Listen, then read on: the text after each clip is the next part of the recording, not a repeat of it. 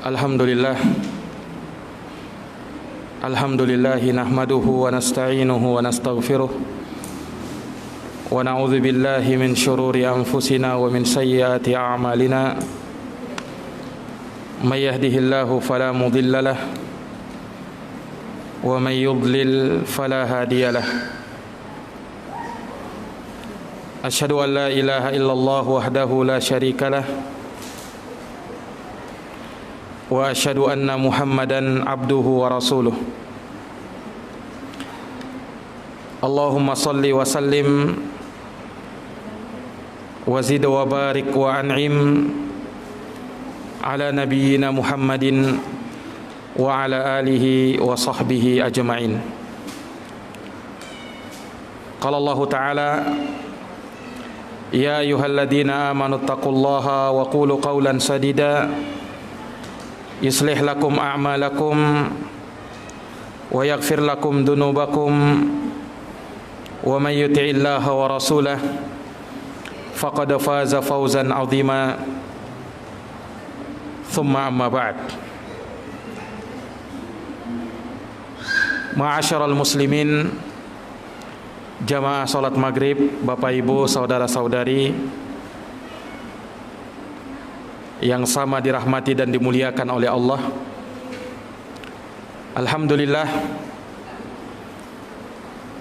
Alhamdulillahi bi ni'matihi tatimmus shalihat.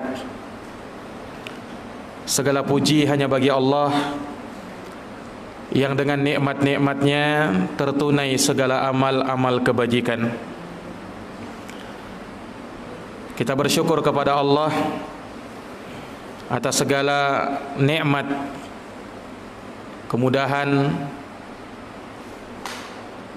yang Allah berikan kepada kita untuk bisa menjalankan salat maghrib berjamaah, dan kita memuji Allah Subhanahu wa taala atas segala anugerah yang Allah berikan berupa nikmat Islam dan iman yang Allah masih tanamkan di dalam sanubari kita. Salawat dan salam semoga tercurahkan kepada junjungan kita Rasulullah Muhammad sallallahu alaihi wasallam, kepada keluarga dan para sahabat serta orang-orang yang senantiasa menapati jalannya sampai hari kiamat. Kaum muslimin, jamaah salat maghrib yang dirahmati dan dimuliakan oleh Allah, kita duduk di masjid yang mulia ini tentunya dalam rangka untuk saling ingat mengingatkan, karena sesungguhnya Allah berfirman di dalam Al-Quran, fadzakir fa inna dzikra tanfa'ul mu'minin. Kata Allah, berikanlah peringatan karena peringatan itu bermanfaat bagi orang-orang yang beriman.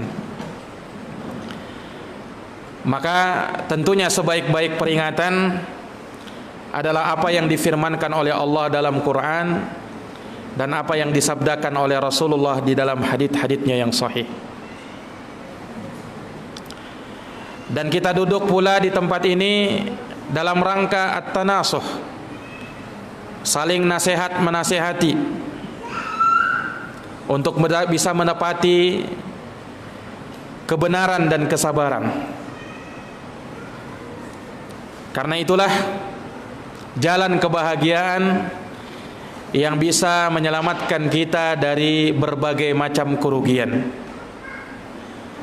Ayat dan surat yang insya Allah sudah kita hafalkan bersama, di mana Allah Subhanahu wa taala bersumpah, wal 'asr, demi masa, innal insana lafi khusr, sesungguhnya kata Allah seluruh manusia berada dalam kerugian. Ini pernyataan dari Allah bahwa seluruh manusia betul-betul berada dalam kerugian. illa kecuali alladzina amanu wa amilus solihat wa tawasaw bil haqq wa tawasaw bis sabr. 4 golongan manusia yang diperkecualikan oleh Allah: orang yang beriman, beramal soleh, saling berwasiat untuk bisa menetapi kebenaran, dan saling berwasiat untuk bisa menetapi kesabaran. Maka apa yang kita lakukan di tempat ini, kita saling nasihat menasehati. Dan tentunya nasihat yang terbaik adalah nasihat yang berasal dari Allah di dalam Al-Quran dan hadits-hadits Rasulullah sallallahu alaihi wasallam. Oleh karena itu, majelis yang seperti ini merupakan majelis yang dibanggakan oleh Allah Subhanahu wa taala. Pernah dalam sebuah hadis, Pak, para sahabat pernah duduk-duduk di dalam masjid. Mereka berzikir kepada Allah, saling mengingatkan dalam kebaikan. Maka Nabi datang sallallahu alaihi wasallam, kemudian menanyai mereka, apa yang menyebabkan kalian duduk di tempat ini? Maka sahabat menjawab, ya Rasulullah, kami duduk di tempat ini karena ingin mengingat nikmat Allah yang Allah berikan kepada kami berupa Islam dan iman. Maka kami banyak zikir sama Allah. Nabi bersabda, Allahi ma ajlasakum illa hada. Apakah kalian berani bersumpah dengan nama Allah bahwa tidak ada yang menyebabkan kalian duduk di tempat ini kecuali betul-betul karena untuk hal tersebut? Kata para sahabat, demi Allah ya Rasulullah, tidak ada niatan kami kecuali itu. Maka Rasulullah mengatakan, sesungguhnya aku tidaklah bersumpah dan meminta kalian bersumpah karena meragukan kalian, tidak. Aku percaya sama kalian. Akan tetapi tadi malaikat Jibril datang kepadaku, kata Nabi, kemudian mengatakan kepadaku bahwa Allah berbangga dengan kalian yang duduk-duduk di tempat ini di hadapan para malaikatnya. Apa yang mereka lakukan? Mereka lakukan dalam rangka saling ingat mengingatkan dan bermajelis ilmu mudzakarah, mengingat nikmat Allah Subhanahu wa taala. Ini yang mereka lakukan. Maka jamaah sekalian yang dirahmati oleh Allah, sungguh betapa mulianya majelis ilmu itu. Orang yang duduk di majelis ilmu akan mendapatkan sakinah, ketenangan, akan diliputi oleh rahmat, dinaungi oleh malaikat, dan Allah akan sebut nama-nama orang-orang yang hadir ketika itu di hadapan para malaikatnya. Hadis Abu Hurairah riwayat Imam Muslim, kata Nabi sallallahu alaihi wasallam, majtama'a qaumun fi baitin min buyutillah, tidaklah duduk suatu kaum di salah satu rumah dari rumah-rumah Allah. Alhamdulillah Pak, kita sekarang berada di rumah Allah. Apa yang mereka lakukan? Mereka duduk di rumah Allah Subhanahu wa taala, yatsluna kitab Allah, untuk membaca Quran, wa yatadarasunahu fima bainahum, dan saling mengajarkan makna-makna Quran itu kepada salah seorang dari mereka. Maka kata Nabi, orang-orang yang seperti itu akan mendapatkan 4 keutamaan sekaligus. Nazalat alaihimus sakinah, ketenangan akan turun kepada mereka. Rahmat akan meliputi mereka. Rahmat akan meliputi mereka, orang-orang yang suka bermajelis ilmu.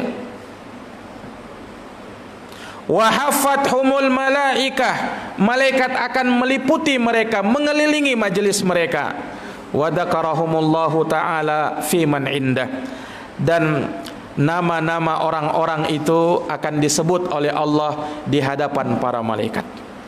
Maka inilah yang kita harapkan dengan kita duduk di masjid ini, dengan kita saling ingat mengingatkan, semoga Allah Subhanahu wa taala memberikan kepada kita keutamaannya, pahala yang berlipat ganda, dan semoga kita tergolong sebagai hamba-hamba yang cinta kepada Allah dan dicintai oleh Allah Subhanahu wa taala. Allahumma amin. Kaum muslimin jamaah salat maghrib yang dirahmati dan dimuliakan oleh Allah, di antara perkara yang patut untuk kita syukuri, kita mensyukuri nikmat Islam dan iman yang Allah berikan sama kita. Agama yang dengannya kita akan mendapatkan kebahagiaan di akhirat nanti insyaallah. Kita pun bersyukur kepada Allah dengan nikmat rezeki dan kesehatan yang Allah masih berikan kepada kita. InsyaAllah ta'ala semoga rezeki kita dijaga oleh Allah, kesehatan kita selalu dijaga oleh Allah subhanahu wa ta'ala. Dan salah satu nikmat yang Allah subhanahu wa ta'ala juga berikan kepada kita, nikmat keamanan dan nikmat kemerdekaan. Kebetulan hari ini tanggal 15 Agustus, tentunya dimaklumi bersama 2 hari lagi, tanggal 17 Agustus merupakan hari yang bersejarah bagi bangsa kita, bangsa Indonesia,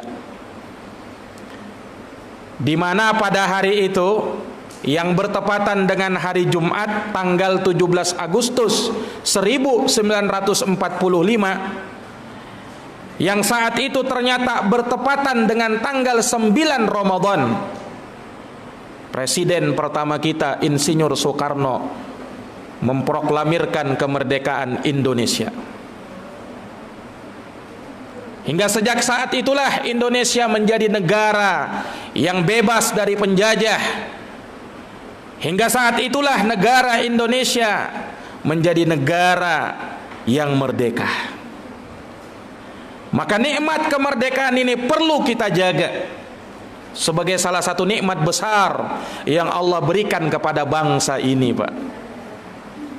Dan tentunya hal tersebut tidak lepas dari perjuangan pahlawan-pahlawan kita yang dengan gigih berani memperjuangkan kemerdekaan Indonesia, mempertaruhkan nyawa, jiwa, harta dan raga mereka demi menjaga kedaulatan negeri Indonesia tercinta. Tidak sedikit nyawa yang melayang, tidak sedikit badan yang gugur, tidak sedikit harta yang mereka harus korbankan. Makanya kita berdoa dan bermohon kepada Allah, semoga para pejuang kita terdahulu yang beriman kepada Allah subhanahu wa ta'ala, yang betul-betul membela dan mempertahankan tanah airnya karena Allah subhanahu wa ta'ala, semoga Allah mengampuni dosa-dosa mereka dan merahmati mereka. Jamaah yang dirahmati dan dimuliakan oleh Allah subhanahu wa ta'ala, kemerdekaan negeri Indonesia ini patut untuk kita syukuri. Bagaimana caranya mensyukurinya? Kesyukuran kepada Allah atas nikmat kemerdekaan, kesyukuran di dalam hati, lisan dan anggota badan. Karena rukun kesyukuran kata ulama ada 3. Hati mengakui bahwasanya nikmat yang datang tersebut betul-betul dari Allah subhanahu wa ta'ala. Kalau bukan atas rahmat dari Allah, kalau bukan karena Allah yang maha besar, Allahu Akbar, yang memenangkan negeri kita dan membebaskan negeri kita dari penjajahan, maka betul-betul kita tidak akan bisa merasakan nikmat itu. Semuanya datangnya dari Allah subhanahu wa ta'ala. Semuanya Allah Subhanahu wa taala yang kehendaki. Ini semua dari perkara yang Allah Subhanahu wa taala tetapkan. Akui di dalam hati bahwasanya nikmat kemerdekaan itu datangnya dari Allah. Wa ma bikum min ni'matin faminallah. Tak satu pun nikmat yang ada pada kita kecuali seluruhnya datangnya dari Allah Subhanahu wa taala. Nikmat apa saja, termasuk keamanan dan kemerdekaan yang sekarang ini kita rasakan. Aman, bebas dari penjajah, bebas dari penindasan, bebas dari perbudakan. Bayangkan Pak, ya, nenek-nenek moyang kita dulu mungkin berjuang mempertahankan kemerdekaan Indonesia ini untuk bisa merdeka, bukan memakan waktu tahun, 1 tahun, 2 tahun, ratusan tahun. Belanda saja 350 tahun. Jamaah yang dirahmati oleh Allah Subhanahu wa taala, menjajah negeri kita ini, Belanda, kemudian Inggris, kemudian Jepang, ya, yang akhirnya walhamdulillah seluruhnya terusir. Perjuangan yang luar biasa tentu saja. Nah, jamaah yang dirahmati oleh Allah Subhanahu wa taala, maka hati harus mantap mensyukuri nikmat keamanan, kemerdekaan di dalam hati, bahwa nikmat itu betul-betul datangnya dari Allah Subhanahu wa taala. Kemudian yang kedua, lisan memuji Allah sang pemberi nikmat. Kalau bukan karena Allah dan nikmat yang datangnya dari Allah, maka tidak mungkin kita bisa mendapatkan kemerdekaan ini. Nikmat keamanan yang sekarang kita rasakan. Jamaah yang dirahmati dan dimuliakan oleh Allah. Makanya untuk hal tersebut kita banyak-banyak memuji Allah, banyak-banyak berzikir kepada Allah. Fa amma bi ni'mati rabbika fahaddits. Kata Allah di dalam Quran, adapun terhadap nikmat Rabb kamu, maka sebutlah dia, ucapkan dia, datangnya dari Allah Subhanahu wa taala. Makanya kan kalau kita dapat nikmat, alhamdulillah. Walaupun bukan hanya sekedar ucapan alhamdulillah saja ya. Alhamdulillah, yang penting pujian kepada Allah Subhanahu wa taala. Ya. Tapi ingat, yang namanya syukur kepada Allah bukan cuman ucapan alhamdulillah saja. Itu baru cabang dari kesyukuran. Masih ada kesyukuran yang paling hebat. Itulah kesyukuran dengan anggota jawarih, yaitu memanfaatkan nikmat yang Allah berikan kepada kita dalam rangka betul-betul beribadah kepada Allah Subhanahu wa taala. Itulah kesyukuran yang paling besar. Kalau kita memang betul-betul menjadi hamba yang bersyukur akan keamanan dan kemerdekaan yang sekarang kita rasakan, maka betul-betul beribadah hanya kepada Allah Subhanahu wa taala, tidak menyekutukannya dengan sesuatu apapun. Itu namanya orang yang bersyukur. Bukan malah dia meninggalkan ibadah, bukan dia malah meninggalkan kewajiban dia untuk senantiasa mengabdikan diri kepada Allah Subhanahu wa taala. Jamaah yang dirahmati oleh Allah, tentunya semua Islam, semua umat Islam meyakini perkara ini, bahwa nikmat kemerdekaan yang Allah berikan sama kita tidak lain dan tidak bukan datangnya dari Allah Subhanahu wa taala, bukan semata perjuangan dari pahlawan kita. Naam, mereka berjuang, naam, itu sebab kemerdekaan, tapi yang memerdekakan tentunya Allah Subhanahu wa taala. Terlepas dari para penjajah-penjajah yang jahat, yang ingin mengeruk kekayaan negeri Indonesia, menzolimi, menindas dan memperbudak negeri Indonesia ini. Jamaah yang dirahmati dan dimuliakan oleh Allah Subhanahu wa taala, maka kesyukuran harus kita upayakan sebagai bentuk kita hamba Allah yang betul-betul memperhatikan nikmat Allah Subhanahu wa taala tersebut. Bukan hanya sekedar melihat, bukan hanya sekedar mengenang, bukan hanya sekedar memperingati, akan tetapi betul-betul terwujud, teraplikasi dalam kehidupannya sehari-hari. Nampak dia sebagai hamba Allah yang betul-betul bersyukur kepada Allah Subhanahu wa taala. Ini jamaah sekalian yang dirahmati oleh Allah. Kemerdekaan telah kita rasakan. Akan tetapi yang baru kita rasakan, yang baru kita lihat, merdeka jasmani kita dari penjajahan orang-orang asing yang datang ke negeri kita, terusir walhamdulillah. Namun jamaah sekalian, bagaimana dengan kemerdekaan hakiki yang sesungguhnya menurut tinjauan agama? Ini yang harus kita perhatikan. Mungkin kita merdeka secara jasmani, terlepas dari penindasan dan penjajahan, tapi apakah rohani kita sudah bebas dan sudah betul-betul merdeka? Ini yang perlu kita pertanyakan di dalam diri kita. Karena jamaah sekalian yang dirahmati oleh Allah, penjajahan hakiki, penjajahan yang betul-betul penjajahan, manakala hati kita dijajah sehingga berimbas kepada anggota badan kita. Dan penjajah yang paling kejam, penjajah yang paling besar, yang merupakan musuh bebuyutan kita adalah iblis dengan bala tentaranya.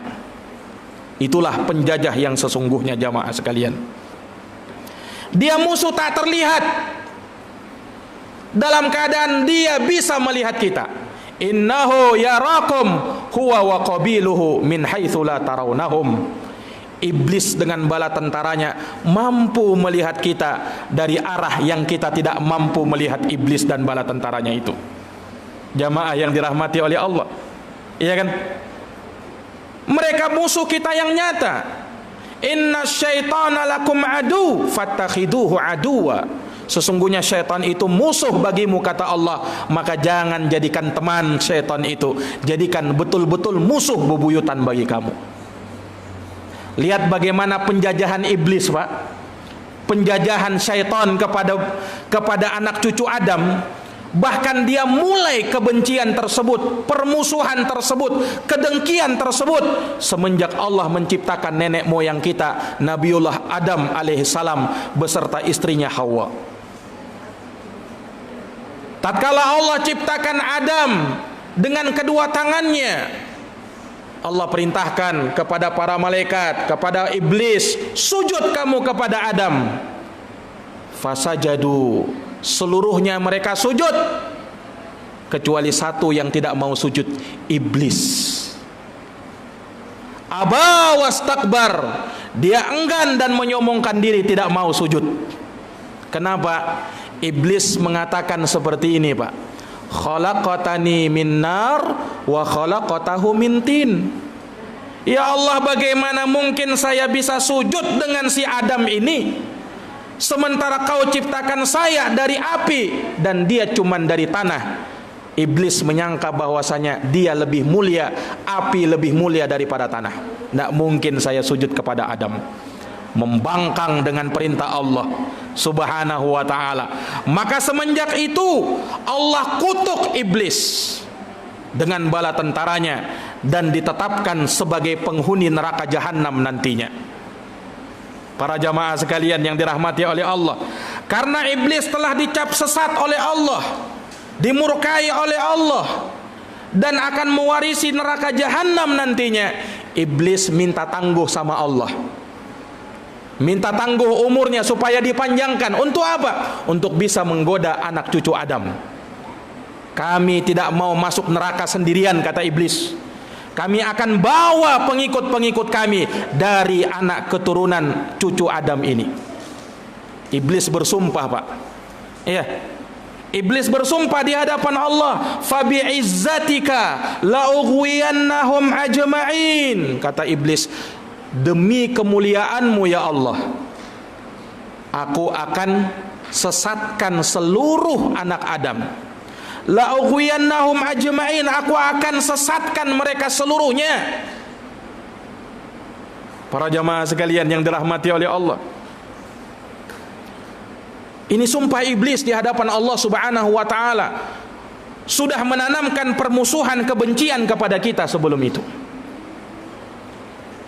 Lihat bagaimana penjajahan iblis kepada anak cucu Adam ini. Tsumma la'atiyannahum min baini aydihim wa min khalfihim wa an aymanihim wa an syama'ilihim. Kami akan datangi itu manusia dari arah depan, dari arah belakang, dari kanan dan kiri. Dikepung oleh iblis kita, Pak. Iya. Penjajahan kan ini? Penjajahan. Kanan kiri kita, depan dan belakang kita, iblis sudah mengintai kita.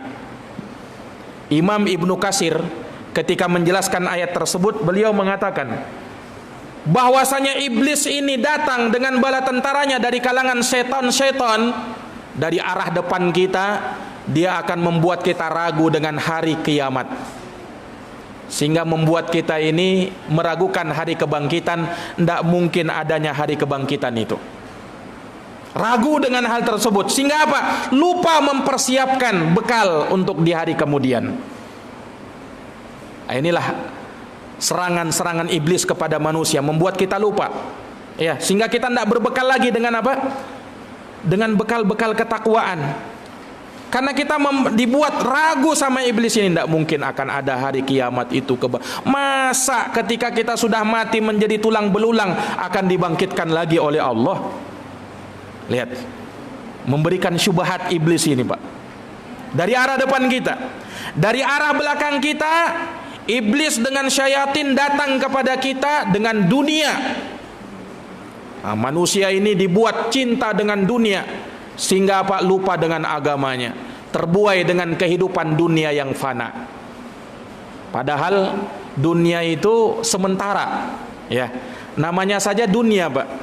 Dunia itu berasal dari bahasa Arab, ya, dari kata dana yadenu, yang artinya rendah. Nah, dinamakan dunia kenapa? Karena dia rendah. Rendah artinya hina. Nah, makanya kan Nabi SAW mengibaratkan dunia ini, ya, kehinaan dan kerendahannya itu bagaikan sayap nyamuk, ya, tidak berharga. Bahkan dalam sebagian hadis Nabi SAW pernah jalan bersama sahabat, kemudian ketemu bangkai kambing yang cacat.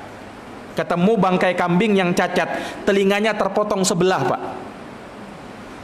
Nah, Nabi stop di situ.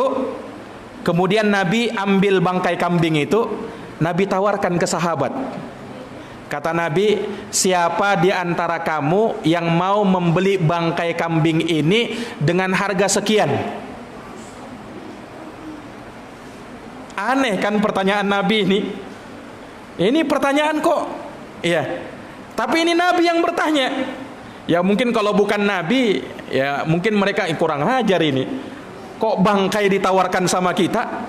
Ya kan? Tapi karena Nabi yang bertanya, oh, bukan orang sembarangan, pasti ada maksudnya ini. Ya kan? Kata para sahabat, ya Rasulullah, untuk apa kami beli itu? Ya, kami tidak mau membelinya ya Rasulullah. Ini kambing jangankan mati, sudah jadi bangkai, hidup kami tidak mau beli ya Rasulullah. Kenapa? Cacat. Kami tidak mau kambing yang seperti ini. Apalagi ini sudah mati jadi bangkai. Nah, maka Rasulullah SAW mengungkap hikmah dari penawaran beliau. Kata Rasulullah SAW, la dunya ahwanu 'ala Allah min hadza 'alaikum. Ketahuilah para sahabatku, kata Nabi, sesungguhnya dunia itu sebenarnya lebih rendah di sisi Allah, melebihi rendahnya kalian memandang bangkai kambing yang cacat ini. Kalian anggap hina kan itu kan? Kalian anggap rendah ini kan? Nah, Allah pun seperti itu, bahkan lebih parah lagi. Itu dunia, Pak. Jamaah sekalian yang dirahmati oleh Allah. Iya. Jadi dunia itu rendah di sisi Allah Subhanahu wa taala, fana dan sementara. Bersamaan dengan itu betapa banyak manusia yang tertipu. Ya, sehingga apa? Rela mengorbankan agamanya, ya, dalam rangka untuk mendapatkan kesenangan dunia. Sehingga dunia itu seakan-akan yang menyeteri dia. Kalau dunianya berkata jangan sholat dulu, dia tidak sholat dulu itu. Kalau dunianya berkata tunda dulu sholatmu, adakan dia tunda itu. Kenapa? Dia bergerak itu sesuai dengan arah dunianya. Kalau menguntungkan, dia akan dahulukan. Iya. Subhanallah. Lihat para jamaah sekalian. Sementara Nabi mengibaratkan seperti itu. Nah, memang syaitan sudah melancarkan serangannya kepada kita dari sisi itu. Makanya jangan sampai tertipu Pak dengan kehidupan dunia ini, fana dan sementara. Bukan kita artinya dilarang mencari dunia, tidak. Akan tetapi jangan sampai dunia itu lebih kita dahulukan ketimbang akhirat atau agama kita. Konsep bersikap kepada dunia dan akhirat sebenarnya sederhana di dalam Quran itu. Iya. Dalam surat Al-Qasas ayat 77 Allah berfirman, ya, wabtaghi fima ataqallahu daral akhirah wala tansa nasibaka minad dunya. Jadikan ini sebagai kaidah bagaimana cara kita bersikap terhadap dunia dan akhirat. Dalam surat Al-Qasas 77 Allah mengatakan wabtaghi, cari, upayakan, sungguh-sungguh, upayakan selalu, terus-menerus apa yang Allah siapkan untukmu di negeri akhirat. Tapi jangan lupa duniamu. Jangan lupa duniamu. Cari akhiratmu, jangan lupa duniamu. Seperti itu Pak. Jangan dibalik ya. Jangan dibalik. Karena sekarang ini terkadang orang membalik ayat ini. Ada sebagian orang kadang menasihati anaknya, orang tua menasihati anaknya, nak, kau cari duniamu setinggi langit, cita-citamu kau kejar, tapi jangan lupa sholat nak. Terbalik Pak ya. Kalau konsep Quran tadi bagaimana? Cari akhiratmu, jangan lupa duniamu. Ya harusnya seperti itu.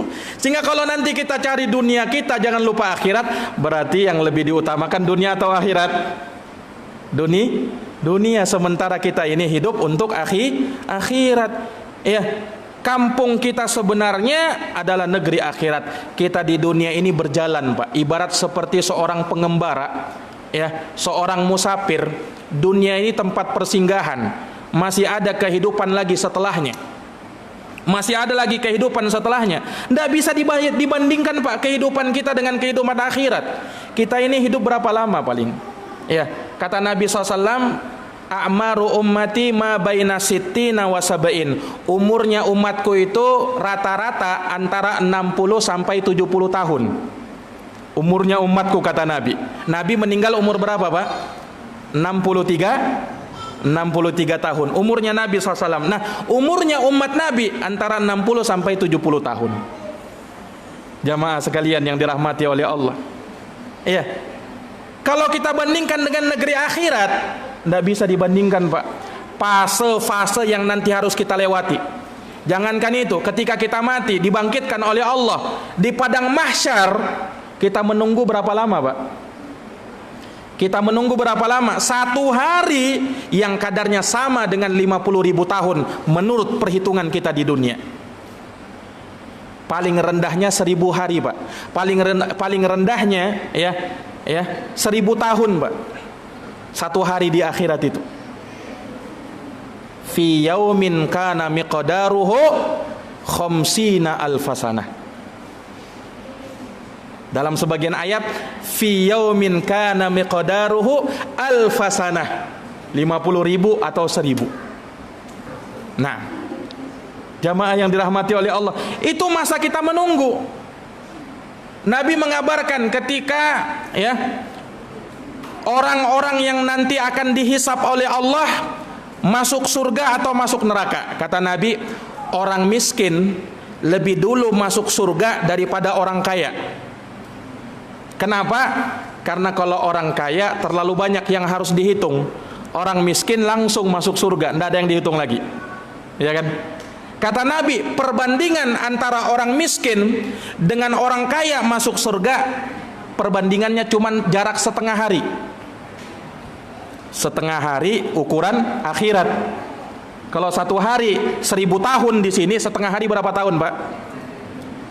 500 tahun perbedaan masuk surganya orang miskin dengan orang kaya. Bayangkan itu. Belum sampai umur kita. Nah, itu masa pergantian, masa penungguan. Tatkala dihisab oleh Allah, makanya tidak bisa dibandingkan kehidupan kita di dunia ini dengan kehidupan di akhirat. Lihat jamaah sekalian yang dirahmati oleh Allah. Ya.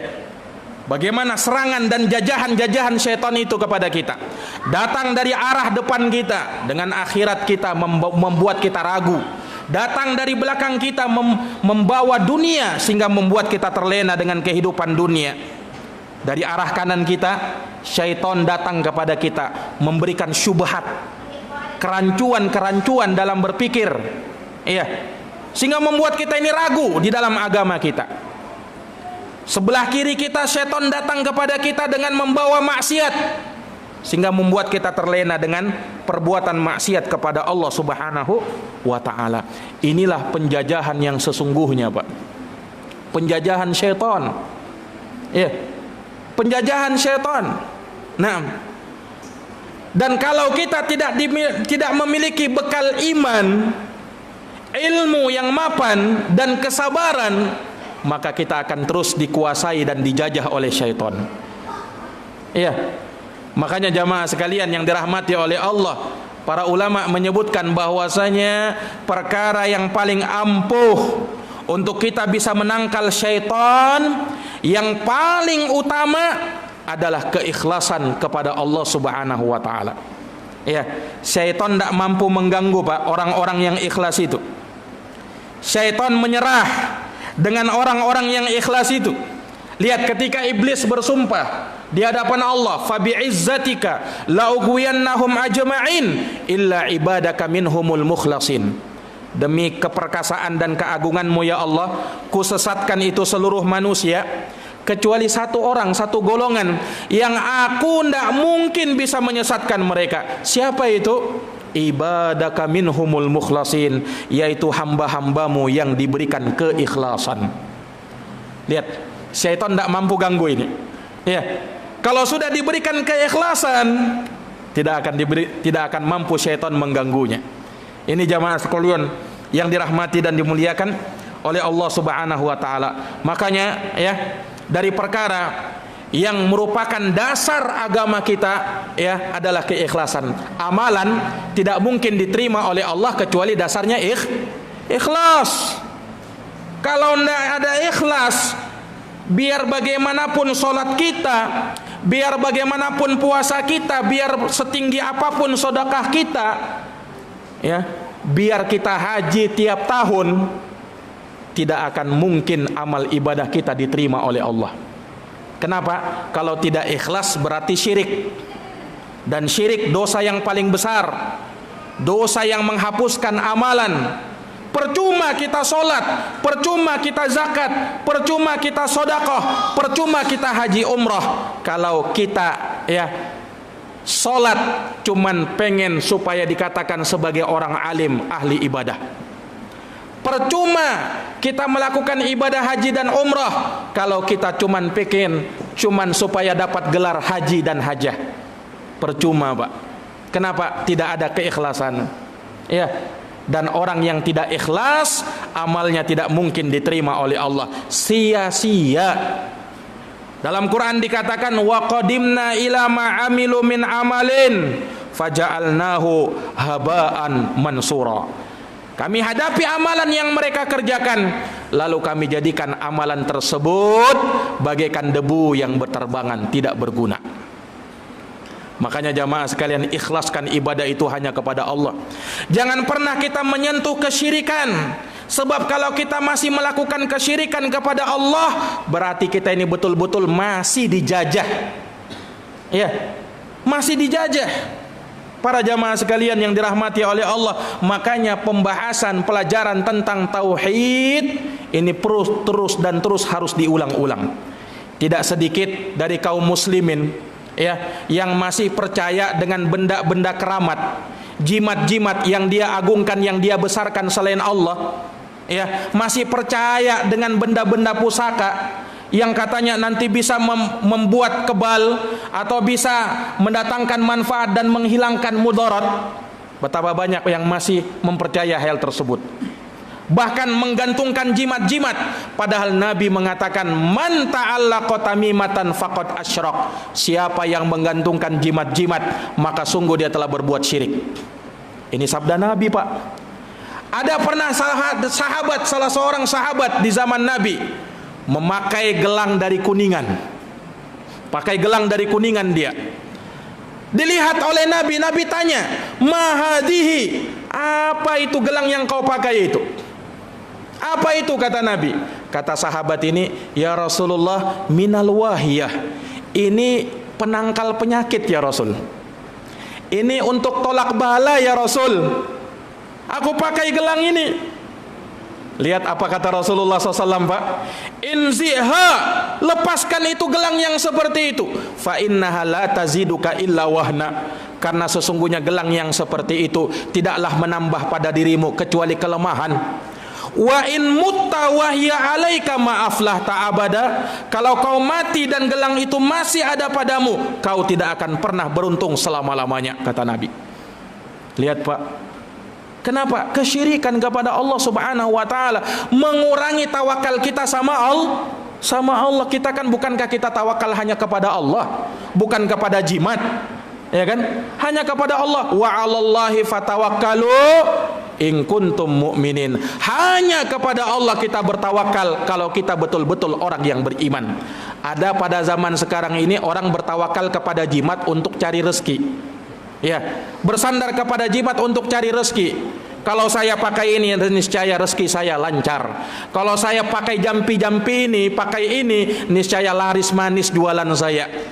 Ada orang yang masih meyakini yang keyakinan-keyakinan seperti ini, Pak. Jamaah yang dirahmati dan dimuliakan oleh Allah Subhanahu wa taala. Inilah penjajahan yang sesungguhnya. Masih ada ya asar-asar bekas-bekas penjajah tersebut. Nah, kesyirikan kepada Allah itu jimat. Demikian pula terkait dengan keyakinan-keyakinan sebagian orang yang masih percaya sama dukun, ya. Orang-orang yang mengaku tahu di mana tempat-tempat barang hilang, orang-orang yang mengaku tahu perkara gaib. Ya, para dukun, Pak. Ingin mendahului Allah, padahal yang cuman tahu perkara gaib cuman Allah, kan? Allah berfirman dalam Quran, Pak, "Qul la ya'lamu man fis samawati wal ardil ghaiba illallah." Katakan wahai Muhammad, tak ada satupun yang di langit maupun yang di bumi yang tahu perkara gaib kecuali cuman Allah. Kalau ada yang mengaku tahu, saya tahu perkara gaib, mendahului Allah itu berarti. Yang cuman tahu perkara gaib cuman Allah Subhanahu wa ta'ala. Wa indahu mafatihul ghaib la ya'lamuha illahu. Di sisi Allah kunci-kunci yang gaib, tidak ada yang tahu perkara gaib kecuali Allah. Makanya jangan pernah kita percaya sama dukun itu.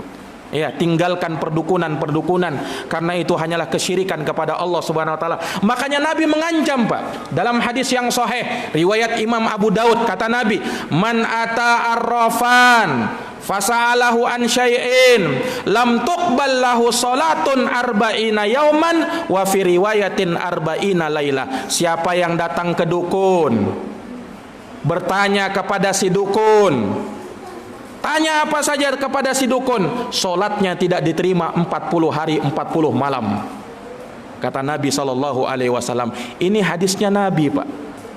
Ya, tapi bersamaan dengan itu masih saja ada sebagian kaum muslimin yang masih percaya sama dukun. Jangan sampai akidah kita direnggut, Pak, dijajahi.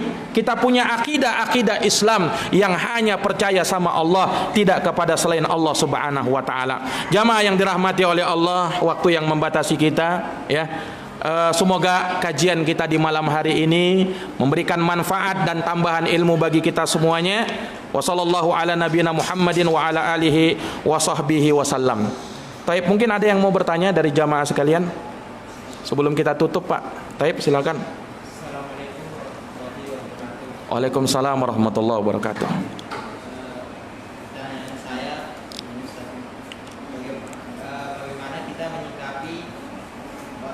Sekitar kita yang masih mempercayai semisal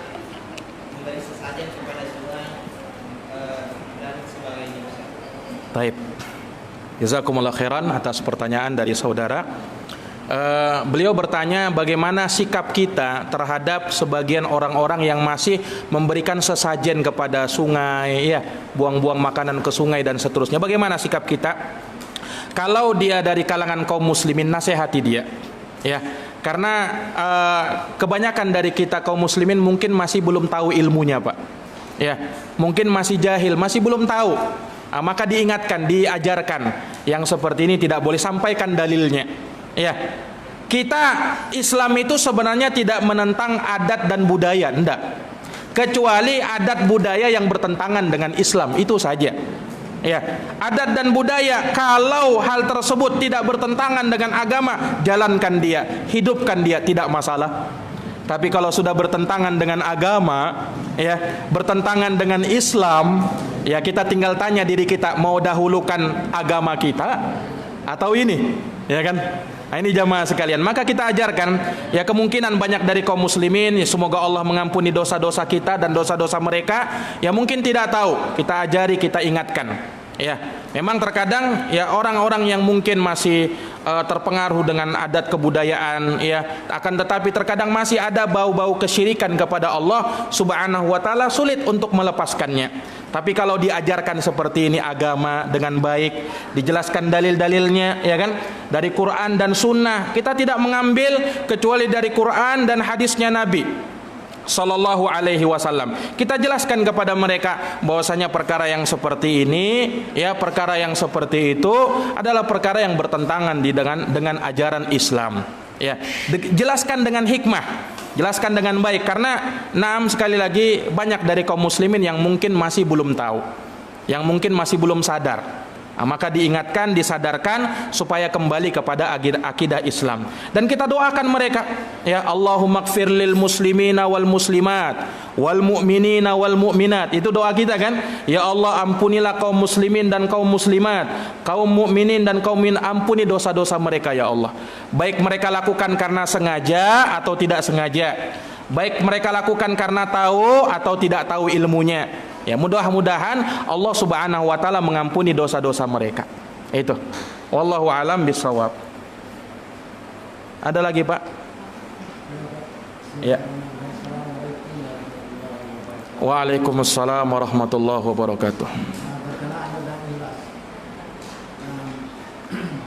Kita kebanyakan kan bahasa Indonesia kurang memahami bahasa Arab yang tidak pernah sekolah.